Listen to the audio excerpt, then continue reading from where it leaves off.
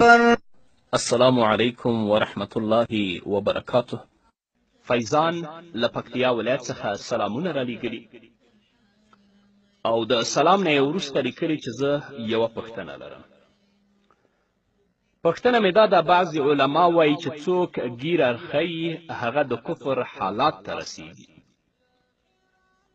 نو څوک چې ګیره ښیي هغه کفر ته رسیږي که نه رسیږي؟ هغه کسانې چې هغوی خپلې ګیرې ښیي، که د هغوی مقصود او هدف د نبی کریم صلی الله علیه وسلم د سنتو نه اعراض وي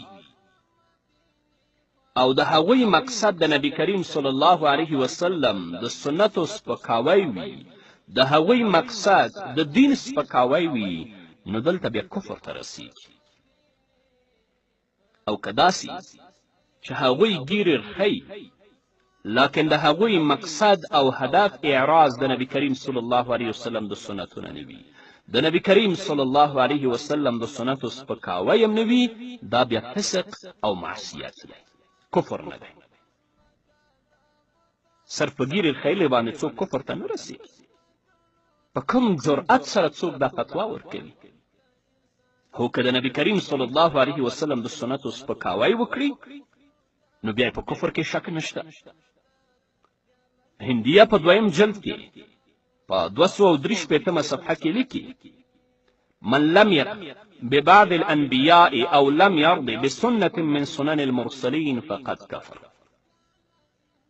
که څوک ځینې انبیا ونه مني یا د انبیاو علیهم الصلاة والسلام په یو سنتو باندې خوښ نه اوسي، داسې وایي چې دا سنت خو مې نه دی خوښ، دا سړی کافر دی.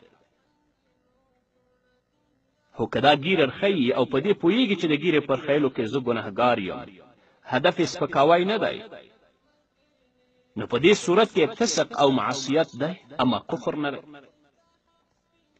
همدارنګه ملا علی قاری رحمه الله په شرح د فقه اکبر کې په 152 صفحه کې لیکي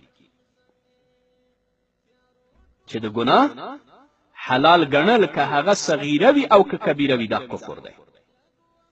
ان استحلال المعصیه صغیره کان او کبیره کفر.